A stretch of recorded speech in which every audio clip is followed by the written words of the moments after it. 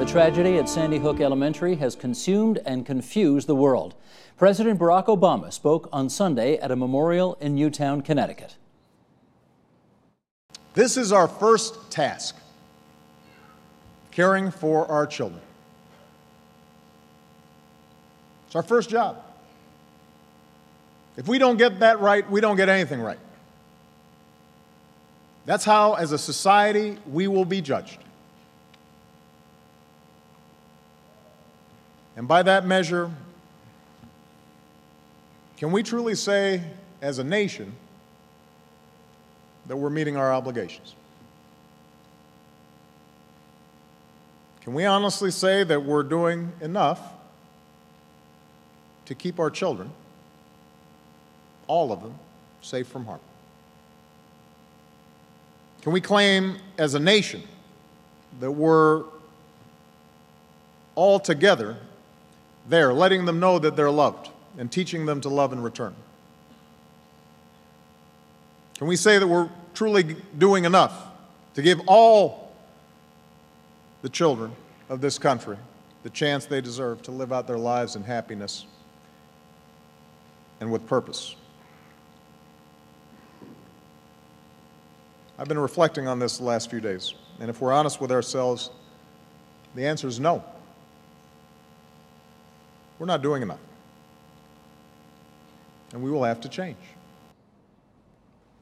So many angles to cover tonight: gun control, mental health, crime, and more.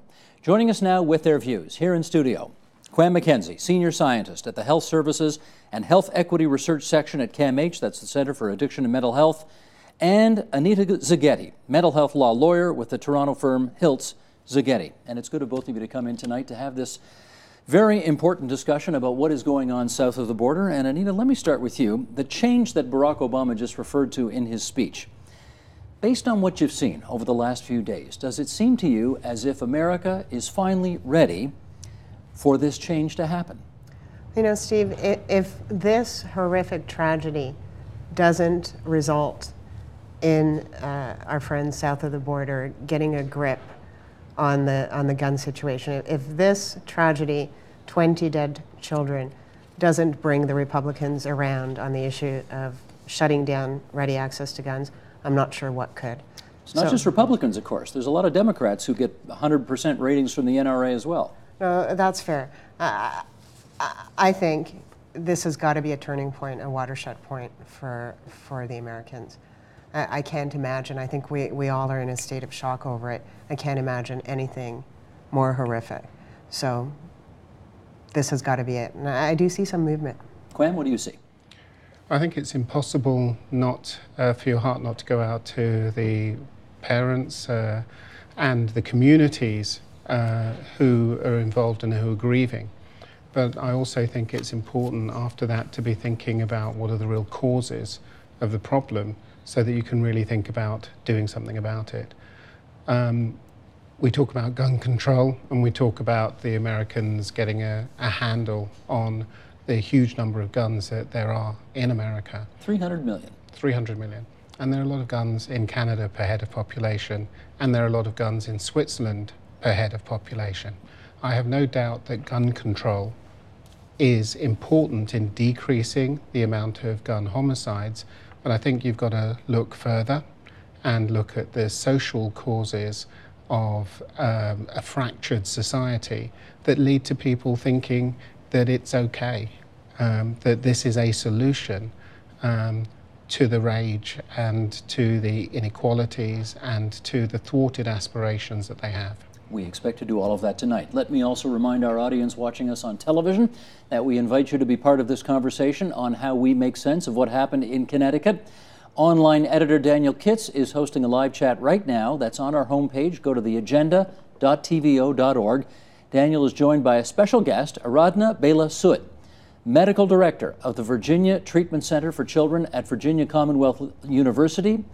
They're there to help answer your questions. So you can join our live chat once again on the homepage, theagenda.tvo.org, or you can also go via Twitter using the hashtag AgendaTVO. I want to get into, as I suggested at the opening, there's a lot of different angles we want to cover off tonight. And let's just get to the angle about the mentally ill among us, as we call it. Quam, we don't know if this Adam Lanza fella had a mental illness, but I guess the question is it possible that you could do what he did and not have a mental illness problem? Sure. Of course it is. So by definition, mowing down 20 people doesn't make you mentally ill. One of the problems that we have is that we see tragic, extraordinary events and we're trying to make sense of them. Why did that happen? It doesn't make any sense. This person doesn't think like me. This person must be crazy. Those are the sorts of things that go through people's minds when they're trying to make sense of these extraordinary events. But we know how good that sort of diagnosis is. It's not very good at all. And yes, people in extreme situations can do extreme things. But, usually most violence is not perpetrated by people with mental illness. For instance, if you look at all the violent crime in America, 4% of that violent crime is perpetrated by people with mental health problems. 96% is not. And if you think about it, 10%, some people say 15% of people in America have a mental health problem. So you then get very quickly, just doing this, stats to the fact that actually if you've got a mental health problem, you're less likely to be a perpetrator of violent crime. Your specialty is mental health law. And we have learned from having had you on the program before, from what Quam has just said, from doing other programs in the past, that most people with mental illness are not prone to violence. But when they are, do you have any thoughts about how we help them before they do terrible things to everybody else? I must stop you there, Steve. Go ahead. So if you have a mental health problem, you're much more likely to be a victim than a perpetrator. That's the simple truth. 25% chance of being a victim of violence each year. And if you are violent, you are much more likely to be violent against yourself than anyone else. So if we're going to be identifying risk, we should be looking at the risk, and we're looking at people with mental health problems, we should be looking at the risk of people hurting themselves, not hurting other people. That's very rare. Fair enough. Having said that, can my question still stand, or is it completely outrageous to ask that? Well, if I can just step back for 1 second. I think Quam's made some very good points and backed it up with some statistics. I think if you were to ask the general public what percentage of violence in society is attributable to those who have major mental disorder, most people would say something like 50%. So the perception that individuals who have major mental disorder are more likely than not to be violent is out there, and it's, as Quam has just told you, completely wrong. In terms of what we do to assist people who are mentally ill, regardless of any propensity for violence, society has an obligation to support individuals in the community who are struggling with these challenges. And we fall down on the job. We don't provide vocational opportunities, educational opportunities. We don't provide supports. And these days, all that we see is a prescription for medication. People take them or they don't take them. I want to invite two other people, metaphorically, to our table here tonight to continue in the discussion. Joining us now in New York, Peter Beinart. He is the author, blogger, and senior political writer for the Daily Beast and Newsweek. That's him on the left.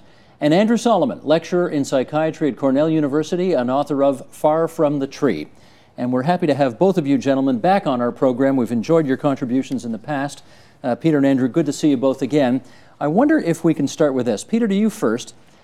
We know there have been other mass shootings in the United States, and people after those mass shootings take place give very well-intentioned speeches about how this time something really has got to be done. My question is, that's happening this time. Do you think it really is different this time? So far, I think it's different. We now have some senators who were pretty firmly in the no regulation of guns category from relatively rural states who have started making very different noises. So and I don't remember that even after some of the other horrific shootings. But I think the question is, will that maintain itself over time? We know that the National Rifle Association's kind of modus operandi for these things is to basically lay low and then basically get these things into a drawn-out process in Congress, away from the lights, once people have turned their attention to other things, and then quietly kill it. So I think the question is, can this extraordinary outpouring of anger turn itself into a sustained movement that has the tenacity to fight the NRA over a course of not just days but months that it would really take well into next year in order to get something through. Andrew, let me follow up with you with, I'm just going to read a piece of this news release that the NRA, the National Rifle Association, put out today, saying that they were shocked, saddened, heartbroken by the news of the horrific and senseless murders in Newtown. Out of respect for the families and as a matter of common decency, we have given time for mourning, prayer, and a full investigation of the facts before commenting. The NRA is prepared to offer meaningful contributions to help make sure this never happens again. And they go on to say they're planning a major news conference in Washington on Friday. My question for you then, Andrew, becomes, do you think the conditions are finally right in America to do something about this? I would love to think that the conditions are finally right to do something about it. I'm not persuaded that they are. I think when we're looking at a situation like the one in Newtown, we have to consider that it was a murder-suicide, and that frequently it's the suicidal impulse that drives the murderous behavior, and it's our neglect of people who have those suicidal impulses. In the 10 states in the United States that have the strongest gun control laws, the rate of suicide is half of what it is in the 10 states in the U.S. that have got the weakest gun control laws. So the gun control laws make an enormous difference in suicide, and if you can control people's access to suicidal implements, then you can make an enormous difference, I think, in mortality.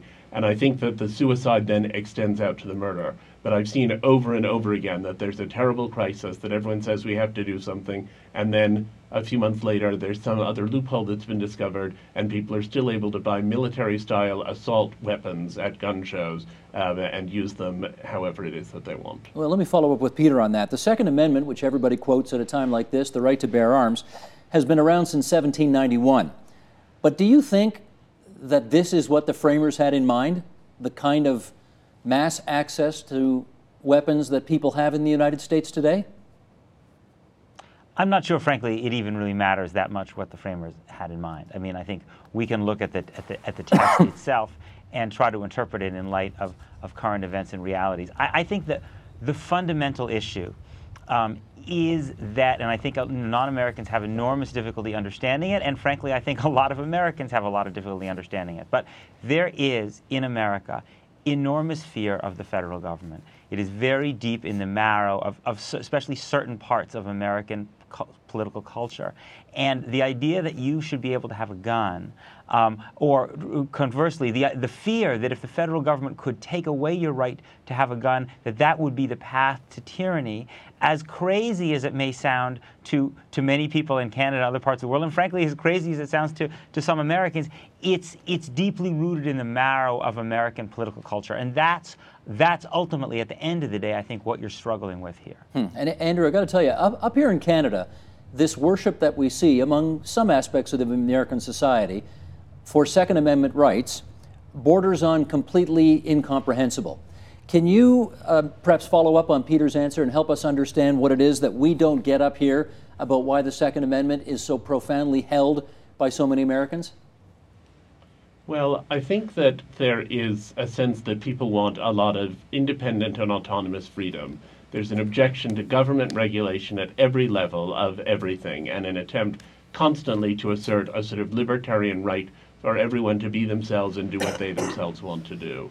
And I think that it's an impulse which has led to the construction, in some cases, of dangerous militias, and in others simply of giving access to weapons to people who ought not to have that access. But there's a sense that once we agree to this, that it's somehow a step on the path toward some kind of dire Scandinavian socialism in which we'll have no rights at all, and all our money will go in taxes, and there'll be an artificial society that's created. I think it has to do with a kind of frontiersman spirit. But I think that if you actually talk to people on the street, an enormous number of people who have vaguely supported the general idea of gun rights are open to having gun rights that are more curtailed and that are more contained, instead of having gun rights which are so broad and so encompassing that pretty much anyone can have any kind of gun under any kind of circumstances. And so while I think we won't see a movement here in the direction of Canada or in the direction of the UK, where I'm also a national, where access to guns is really highly restricted, we could do a great deal to prevent events like the one that's just taken place by restricting guns to some degree. It's ended up being polarizing, though. It's like the abortion debate. You have to be way on one side or way on the other side. Negotiating a middle ground has proved very elusive. Okay, Quam, help me out with this one here. One of the guns that the shooter had in his possession was called a bushwhacker. And apparently, since last Friday, sales of that gun have gone up. It's as if this tragedy was the best advertising the manufacturer of this weapon could have hoped for. Why would people react this way?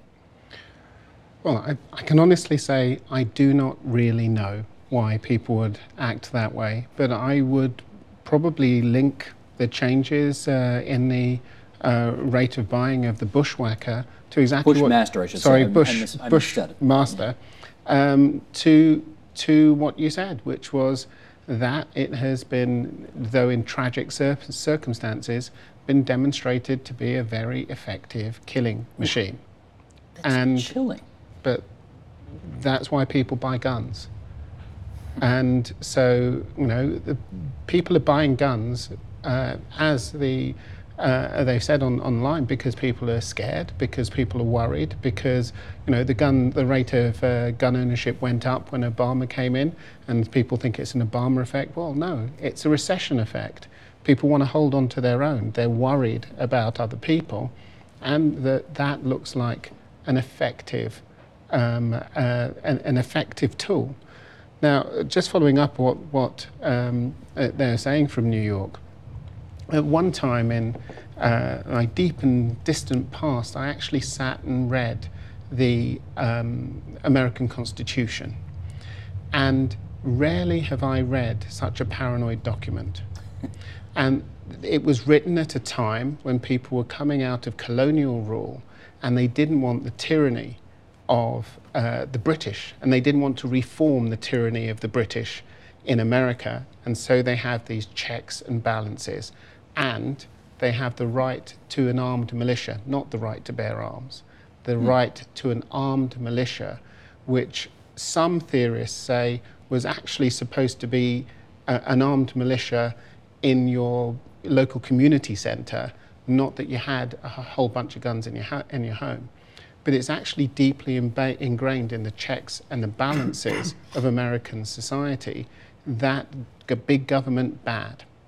And it's going to be quite difficult to get past that and to move into a more cohesive society. Even some of our esteemed colleagues in New York were saying that Switzerland or Sweden is an artificial society. That's the real world. Anita, do you talk to any of your American colleagues in the law, and can you help us understand why there seems to be such paranoia down there when it comes to the government coming to get my guns, which we don't have up here? I'm not going to have any terrific insight on this, but I can tell you that, from our perspective as Canadians, one of the things I heard about this horrific tragedy is there was one commentator who said, if the principal only had a gun, that would have afforded a solution here. And so you hear that the answer to this type of disaster is more guns. That the individuals in the school would have, had they borne arms, would have had the ability to defend themselves. And to us as Canadians, I think we all share the sentiment, we can't engage with that type of thing. So I don't have any insight on that because I fall into the school of have no ability to relate, and that's something about being Canadian that I think is comforting. Okay, well, we shouldn't get too cocky on this because these kinds of shootings have and do happen in Canada. But Peter, I hear you trying to go in. Go ahead. Yeah, if I could just, I think one somewhat more mundane thing to remember is that the American political system, especially in the Senate, has a bias towards rural areas. So every American state has 2 senators, which means that very small and rural states, particularly in the Mountain West, for instance, places, Idaho, Montana, Utah, places which are very, very pro-gun, have the same power in the Senate as do New York and California, the large urban states. And when you add on top of that the fact that the Republicans have created an effective de facto permanent filibuster, which means you need 61 votes to pass anything in the Senate, you can see how a group of people who may be actually relatively numerically small as a percentage of the American population, but disproportionately fearful of the federal government, as people who are far from Washington, D.C. There's a long history of great fear of federal power in the American West, and from smaller and rural states have disproportionate influence. Okay. I would add that it's not only fear, I think, of the federal government. I think that there is a level of violence in the United States which is overall statistically higher than the level of violence in Canada, and that people are worried about being assaulted in their own homes. The question constantly is whether if we took away all the guns, there would be less violence and then everyone wouldn't need guns to defend themselves, or whether if we have guns, we have to have even more guns because then everyone is evenly matched. It turns into a kind of Cold War style escalation in which the people who are afraid get more guns because they discover that the people who might be perpetrators of crime have more guns, and up and up and up it goes. Yeah, but ironically, I mean, it's in urban areas where violence is higher that people are more supportive of gun control, and the crime has been declining in the United States. So, I mean, I think you're right. America is a very violent society compared to other societies, and yet I think the fear that people have of violence, especially people in rural areas or in suburban areas, white people in rural and suburban areas, is actually quite irrational. Well, let me follow up, Peter, with something that David Frum, whom you all know, the former Bush White House speechwriter and, of course, one of Canada's better exports to your country, he had this to say on CNN's website earlier today. He said, by the numbers, Obama's America is probably the safest America ever. But in the imaginations of millions of people, Obama's America is threatened by social instability. For many, the president himself is the leading symbol of the changes they fear. The more the president leads the campaign for gun control, the more hopeless that campaign will be. Instead, progress to more rational gun laws must be led from outside the political system. Look at the success of the campaign against drunken driving, which David goes on to say was led by a mother, of course, Mothers Against Drunk Driving being the organization, whose child had been killed by a drunk driver. Peter, I wonder if you'd comment on that. Do you think that makes sense for the president to sort of take the back road on this one? I'm not sure that, I mean, I think a national mobilization would be a very important part of it, but I think ultimately you are going to have the White House involved in really pushing and trying to craft legislation. I think David is onto something in what's a subtext in what he's saying, which is the role of race. That the level of fear that exists in the United States that expresses itself vis-a-vis issues like guns, also expresses itself vis-a-vis what would appear to many to be an irrational fear of kind of totalitarian government control of the healthcare system, I think does have to do with the fact that, first of all, America is a very, very large and diverse country. And secondly, it's a country with a deep history of racial violence. And I think that even is under the surface in American debates, in sometimes in ways that people even themselves are not fully conscious of. But I think it's there, and I think Obama, to some degree, is in the minds of some, is a symbol of the scariness of this racial transition that America, to its great credit, is really in the midst of. We try to think, though, Andrew, who's going to lead this thing, and if President Obama isn't the right person, and you live in New York, and the mayor of New York has been very front and center since all this started. But if Peter's right that a mayor of a big city is also not necessarily the best person to lead this effort for the reasons he just said, who should lead it? Well, I think you need to have two movements going on in effect. You need to have a grassroots movement, which comes from people who say, as I think many people are saying, even in remote rural areas, it's terrifying that something like this could happen to a classroom full of first graders, and we're terrified it will happen in our community. I feel, I have young children, almost everyone I know who has young children, we're all constantly stuck in the nightmare of imagining what it would be had those been our children. And I think that's a feeling that's not limited to people who are somehow liberal and who are in favor of gun control, as I am.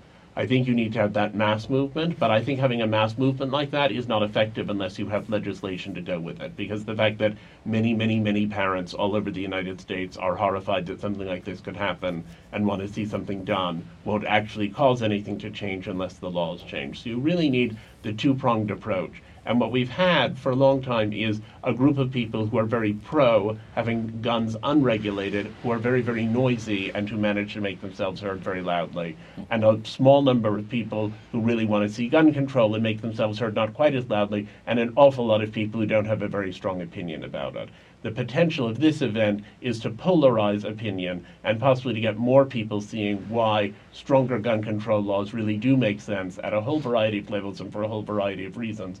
But in order for that to be achieved, there will have to then be political capital expended on doing something which will be alienating to some parts of the nation and to some voters. Right. Quam, in which case, if high-profile politicians aren't the best people to perhaps lead this effort, as David Frum is suggesting, how about mental health professionals?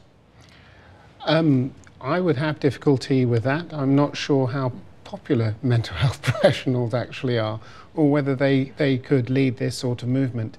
I think that... I'm just saying it because we've heard all the political arguments, and we've heard the political arguments why it won't work if politicians lead it. But you guys are professionals. We are professionals, but where most of the people who are going to be committing violent crimes are nothing to do with the mental health professionals, would be leading a charge about things that we don't really know. So most of the people have no mental health problems, so what's our business in talking about that, and where is our true sort of expertise? Anita, who can get this done? Well, thanks. I get all the easy You questions. get the easy questions. Tonight. And I think what you've heard from Andrew and Peter, I'm with Andrew. I think it's going to have to be both the grassroots movement and legislative efforts. And that's the only thing that makes sense to me. Okay. Quam? Yeah. Here's a problem. I would also just Stand by, Andrew. We're just going to get Quam, then you. Here's the problem.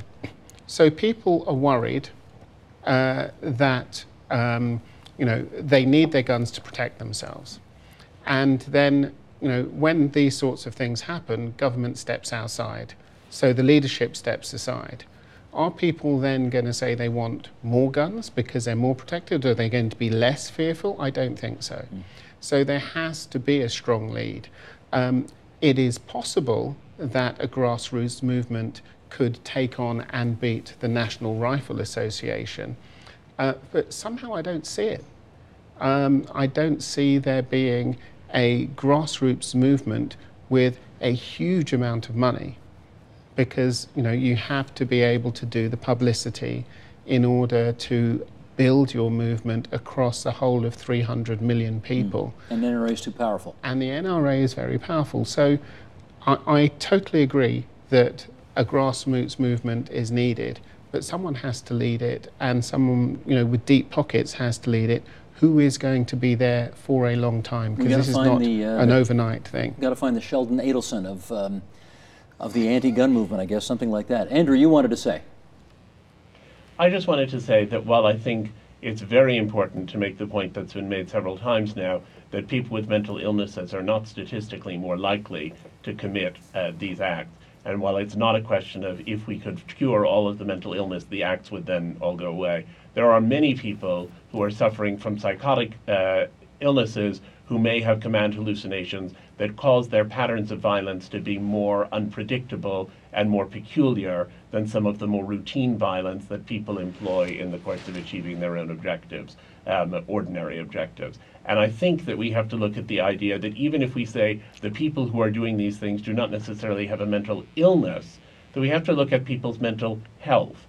The word paranoia got used to describe both the American Constitution and the attitude of people living in Nebraska who are worried about the onset of guns. And I think as soon as we start using that word, we're looking again at a question of what constitutes mental health. Why do people feel these anxieties? What are the things that we could do that might be able to help assuage some of those anxieties? And those are questions in which I think the mental health and mental illnesses communities need to be actively involved, even if we are not trying to make the stigmatizing assertion that people with those illnesses are the ones who are going to come and shoot up your school. Okay, let me follow up carefully then here in the studio and get you two on this question, which you may not like any more than the last time I tried to get into this, but let me give it a whirl here. Admitting that we don't know this guy's story yet, Lanza, there seem to be some commonalities among the kinds of people who do this. They tend to be single, they tend to be young, They tend to be male. They tend to be disaffected. In some cases, a history of mental illness. Interestingly enough, not necessarily a history of spending 25 hours a day playing video games, which I was interested to read the other day. But we see those commonalities with many of these types of mass shooters. How come? Well, we see a profile after the fact of young, disaffected men who are loners, and we don't know when they became loners, but are loners at the time when they commit the crime. And we'll probably see that pattern in another few thousand people who don't commit any crime. So the problem then comes, how do you identify the needle in the haystack? That's the problem you tend to hit. We can't do that yet, can we? No, we're nowhere near there. And so that's one of the problems. We look at people with mental illness, but actually, you know, we could talk about alcohol use, we could talk about substance misuse as being things that are hugely linked to violence. So we're not there. We haven't got those predictive powers. And consequently, rather than trying to look at the individuals, we need to look at the health of a community, and that, you know, mental health in the community, decreasing the amounts of anxiety, trying to sort of get positive mental health in the community, trying to have community cohesion, because there are never going to be enough police and there are never going to be enough people with mental health training to identify people, but cohesive communities identify when things are going wrong. If we start looking at that level, then maybe we can start mending some of the things in society. Anita, that's all to the good, but that's not going to help us find the needle in the haystack, is it? Well, you know, stepping back once again just for a moment, I think if we looked at the statistics just based on who is responsible for most of the violence in society, period, I think you would find it's not just mass shooters. I think young, disenfranchised men probably, yep. I think the stats would back me up on this, are responsible for most of the violence in any event. So this is just one very isolated piece of that. But particularly egregious. Absolutely. Particularly horrifying. There's no question. There's a, you know, human tragedy of epic proportions. The difficulty is that when these things happen, and media, everyone else, immediately jumps on the fact, erroneously often, that this individual must have had a major mental disorder, a psychotic disorder. What happens in the mind of the ordinary person is the next time they meet someone with a diagnosis of a major mental disorder or a psychotic disorder, they fear for their life. Mm-hmm. They think, this person's going to shoot me because this is what the mentally ill do. And it's irresponsible to make those links without a factual basis. And it's very problematic in terms of the stigmatization. No, I hear you. Quam, quick follow? Yeah, quick follow-up. Now, when I'm talking, I'm not talking about people with mental illness. I'm talking about the group of people you were talking about, which are young, disaffected youth. Mm-hmm. And there's an interesting book that was written by Joel Paris, Dr. Joel Paris, who's at McGill. And he looked at different societies, and he looked at personality disorder, the sort of personality disorders that might lead people to these sorts of crimes, the sort of difficulties that people have that lead to these sorts of crimes. And he looked at different cultures. And he said, well, actually, if you look at the collectivist cultures, what happens when people are growing up is some of these more narcissistic or paranoid and individualistic traits, they tend to get weeded out because it doesn't work in that culture. So you have much less in the way of psychopathic behavior. You have much less of it. Whereas if you have a culture that is very, very individualistic, then you actually promote some of those personality traits that otherwise would get filtered out when you're young. And we know the United States is a very individualistic place. So rather than trying to say, how can we identify this person or that person, and therefore we can decrease the number of people who might do this, a different way of thinking about it is, if we actually try to decrease the amount of psychopathy in the society, we decrease the risk of this happening. So there's a gun control angle, a mental health angle. And I want to actually go to Andrew in New York on this one next, because Andrew, of course, you were up here a few weeks ago, did what I thought was a fabulous interview on the issue of your new book, Far from the Tree. You spoke, and we talked in that interview about your interview in Colorado with the parents of Dylan Klebold, who was one of the Columbine murderers. And I wonder what you learned from your conversations with them that might be useful to know as we talk about Connecticut today. So when I went off to interview Tom and Sue Klebold, I went off with the idea that if I really got to know them, I would understand what had been broken in their household that had led to this appalling event. And I thought the more time I spent with them, the clearer it would become. And I had the opposite experience. The more time I spent with them, the more bewildered I was. They're loving, kind, intelligent, generous people whom I would have been happy to have as my own parents. That was a revelation. The other revelation that came that seems relevant to what's going on right now is that I think Dylan Klebold's primary motivation was suicidal. Adolescents frequently, when they feel full of self-hatred, which many adolescents do, express some of their self-hatred against others. It's why adolescents can be so unpleasant to their parents. It's why they can be so cruel to their peers. So I think when we look at something like what Dylan Klebold and Eric Harris did, or when we look at something like what's just happened, you have to recognize that it begins with a despair and self-hatred and then spills over into violence against all of these other people. Dylan was very different from what I know of him from the things that I've been able to understand about Adam Lanza. And I sometimes think that there's a kind of spectrum. I wrote about the Klebolds. I also wrote about Jared Loughner and the way that his family and circle had responded to what went wrong. Jared Loughner, who killed Representative Gabrielle, who shot Gabrielle Giffords and killed a number of other people, but he was someone who had been clearly troubled. Everyone saw he was troubled. Everyone kept saying, this guy is incredibly creepy, he seems really sinister, and nobody did anything about it. And Dylan Klebold was someone who presented as being a pretty well-adjusted, pretty on top of things guy who went through a psychological screening a few months before the events of Columbine and was judged to be in perfectly good mental health with neither depressive nor homicidal tendencies. So you have a range of how much things are manifest. And what I have seen about Adam Lanza suggests to me that he falls somewhere in the middle, that he was perhaps not as extremely disturbed as Loughner, and that he was not as self-possessed and cool as Dylan Klebold. And I think what it reveals is that there isn't a sort of single type. Yes, they're disaffected young men, and yes, they explode into this kind of violence, but the signs leading up to it may be very different from one person to another. Let me get some feedback from all of you on something I'm about to read now. If you've been following the coverage, as I know you have, you may have seen this blog post from a mother which has gone viral. Her name is Liza Long.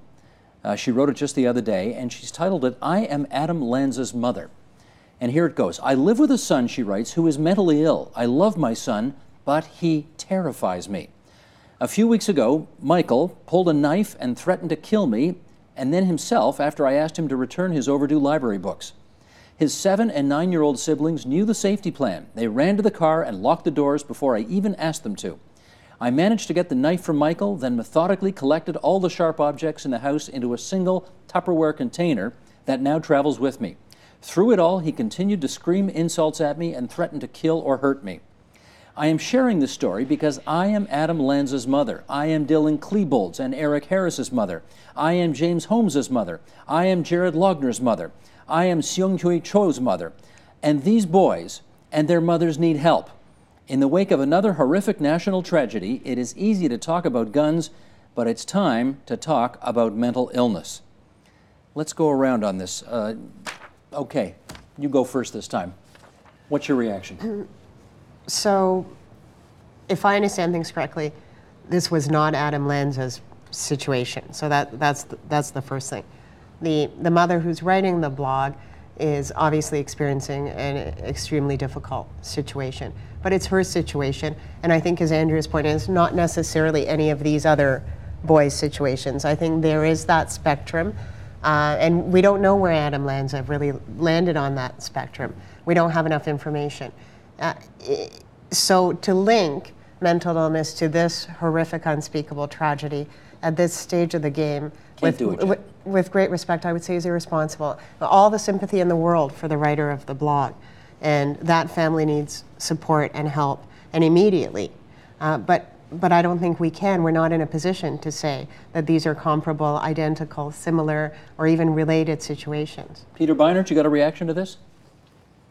Well, I think part of what's so strange about, part of what I think made this event in Newtown, Connecticut, captured the imagination of everyone so much. Obviously, the number of children, but frankly, also, let's be honest, it's because these are mostly white kids in a what seems like a middle-class environment, and there's a long history of these things getting much more attention. And so in some ways, I think the conversation, we've talked about how it's distorted by the focus on mental illness. It's also distorted by the fact that we have these images of what violence shootings look like in America, which in fact is probably at odds with reality, which is that there's a much more, I hate to say the word, in some ways mundane reality, mundane in the sense it doesn't capture people's imagination, which has to do with cycles of poverty, very high rates of incarceration, in poor neighborhoods in America, and that essentially tends to be the kind of background noise in American media life because it's so common. And yet in some ways, when you think about what is the real problem here, that in some ways is, you could say, is more the real problem than these episodes, as horrifying as they are, which get attention precisely in some ways because they're aberrant. Quam, a reaction to this piece? I would add to that that we often think in terms of mental health on the basis of what I think of as the vaccination model. People see something like this and they say, why wasn't there a dramatic intervention in which this person's problems were settled and resolved? But the reality is that mental health works more on a dental model. It's not something that you do once and then it's okay. It's something that requires constant attention and constant effort. And so I think when we look at the behavior of these people, whether we classify them as having mental illnesses such as schizophrenia or not, we can certainly say that it represents a very disturbed psyche to go out and murder a classroom full of first graders.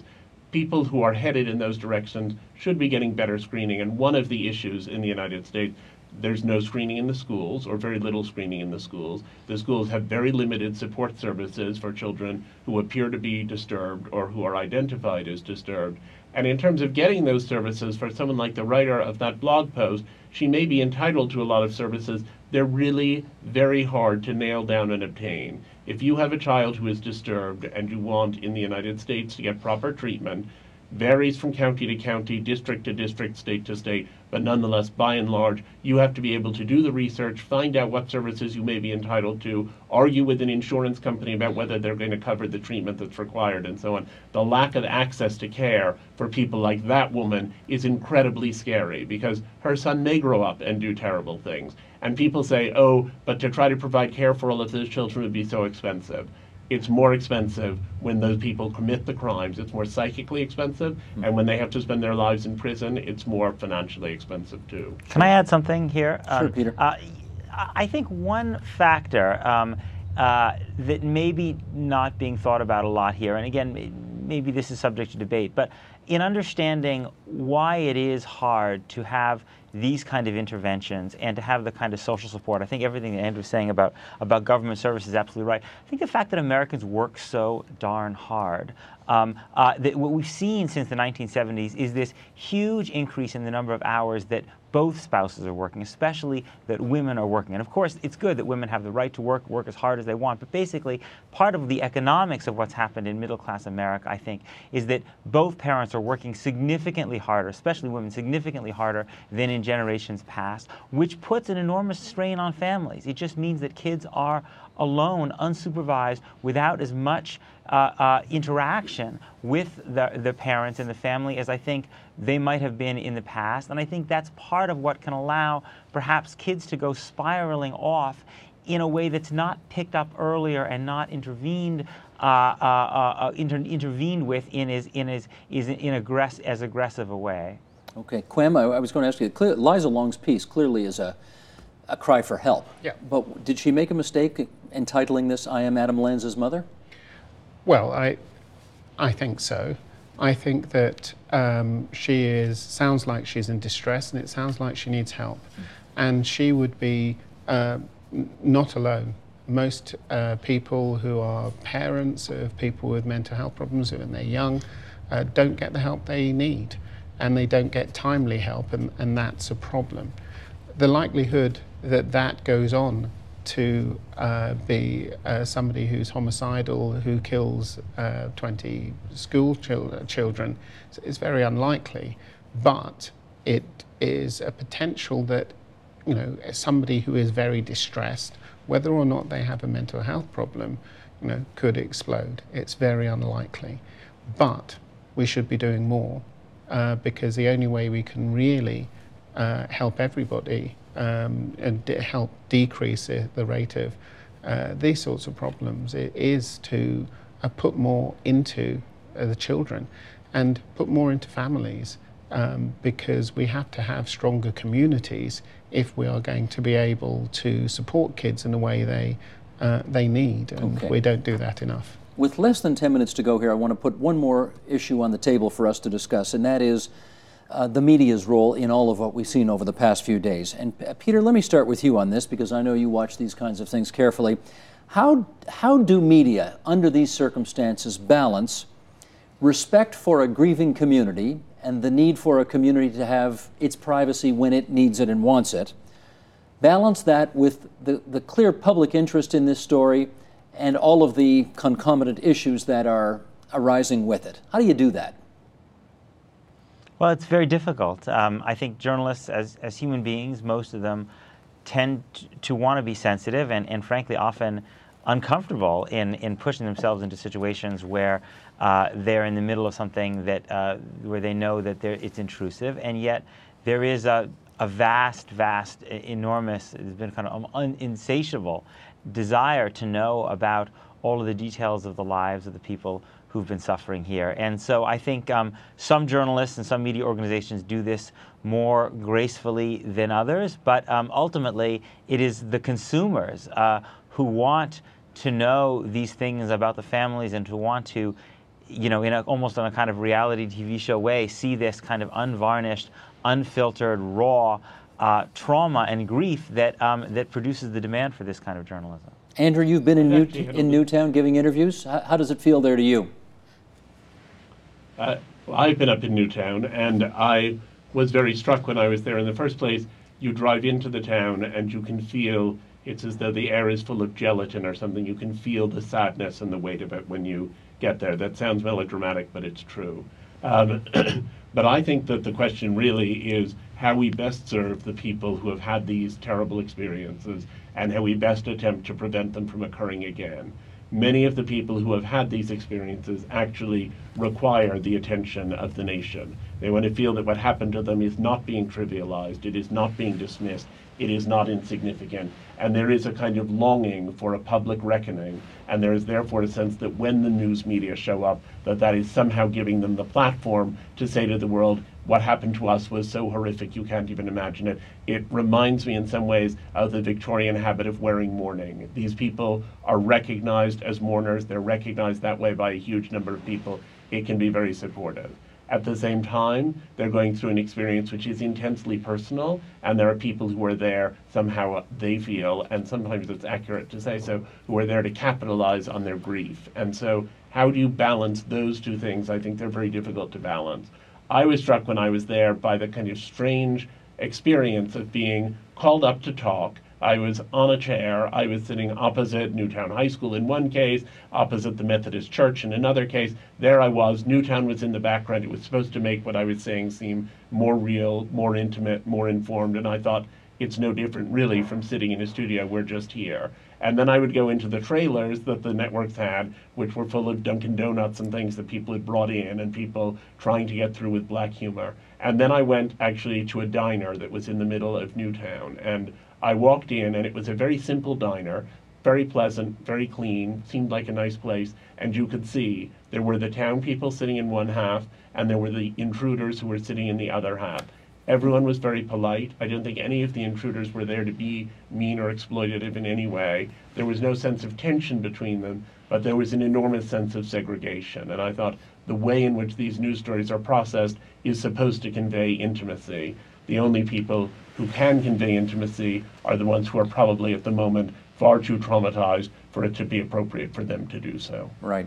Let me share a couple of photos now. You in New York won't be able to see them, but I'll describe them and you'll know what I'm talking about within an instant. Control room, let's put the first one up here. This is the very first picture taken at the school by Shannon Hicks from the Newtown Bee. And she took the photo with one hand on the steering wheel when she arrived, and then she was quickly relieved by another reporter. She went to work as the tragedy unfolded. She was a member of the volunteer fire department, and this is the iconic picture of the teacher leading the students in line, hands on each other's shoulders, away from the school to safety. Let's show another one here, one more picture. Here's photo number 2. This is Carly Soto, the sister of the teacher Victoria Soto, who was killed. And this is Carly in what is clearly the worst moment of her life, presumably learning at this moment that her sister has been gunned down. And Quem, let me get your feelings on this. How would you gauge, there are two very personal moments there for the whole world to see. How would you gauge the level of intrusiveness of media coverage so far? Well, I can honestly say I can't answer that question. I turned it off. You didn't watch it? No. How come? Because I knew there'd been a tragedy, because I knew people had lost their lives, because I knew children had lost their lives, and because it's upsetting. And actually, I don't want to know all about those kids' lives. I don't want to know all about it. And we won't really know what happened for a while until the evidence is in. And the media often, early on, it's gossip. They get stuff wrong all of the time. And it's sensationalist gossip, and I don't know what purpose it serves for me, so I turn it off. They got the name of the shooter wrong this time, yeah, right? They said it was his brother at first. I turn it off. And I usually come to it a few days afterwards and find out what happened. And I try and keep away from turning other people's tragedy into a soap opera. Anita, what's your approach? It's interesting, actually. I did exactly the same thing. So you have not been watching the coverage? The moment it happened, I have actually turned a complete blind eye to it. I consider that partly my lack. I have little children, 7 and 10, and I actually just couldn't engage with the media coverage of it. So hang on, this is more than just, I don't want my kids to see the coverage. No, I can't do it. I can't do it. But I think part of the problem is the instantaneous nature of the news media's ability to cover these and everything else, which means there isn't that time to settle. The families and the people intimately involved don't have the opportunity to settle, not to process and get over this, obviously, but just to even settle. And that means the information will be wrong because it's too fast. And in this case, the information that's been wrong in part includes attributing a diagnosis of major mental disorder and linking those issues. And that's confounding and confusing and causes an awful lot more harm on top of what everyone's already suffering. Peter, when you're trying to write the first draft of history, which is I guess what the journalists down there are doing, how much slack do you want to cut them for example, getting the killer's name wrong, mistaking him for his brother, getting the occupation of the mother wrong? They said she was a former teacher at the school. Apparently she wasn't a teacher at the school. How much slack do you want to cut the media for that kind of thing? Well, this is a larger issue that we have, which with the whole definition of what it means to be in the media now. I mean, not only obviously is there are people responded expected to respond instantly, but the number of people who participate in the public conversation is far broader than simply people who we would classify as journalists. And so, I think to some degree the media's ability to play a gatekeeper role, to limit speculation, to do the equivalent of what the folks in Toronto were doing, which is kind of turn things off and pause for a minute, is actually very limited. I mean, I remember, for instance, to take a somewhat different story, during Hurricane Sandy here in New York, on Twitter, there were individuals who were saying all kinds of things that turned out to be wrong and in some cases dangerous, who weren't journalists, but they were just people who claimed to be knowing something about what was going on, and what they said had a huge impact. So we now live in an era in which it's very difficult for any media organization to be gatekeepers, and I think that makes the challenge of acting responsibly when, in fact, other people are going to act completely heedless of what you do, that much more difficult. Peter, I want to thank you for joining us tonight from New York City. Peter Beinart from the Daily Beast and Newsweek. Andrew Solomon from New York, the lecturer in psychiatry at Cornell University, author of Far From the Tree. Good to have you two gentlemen on the program tonight from New York City. Quam McKenzie from CAMH, up here in our Toronto studios. Anita Zaghetti from Hilt Zaghetti, the mental health law lawyer. There was a Freudian slip. It has been hell this past week, that's for sure. Thanks, everybody. Support Ontario's public television. Donate at tvo.org.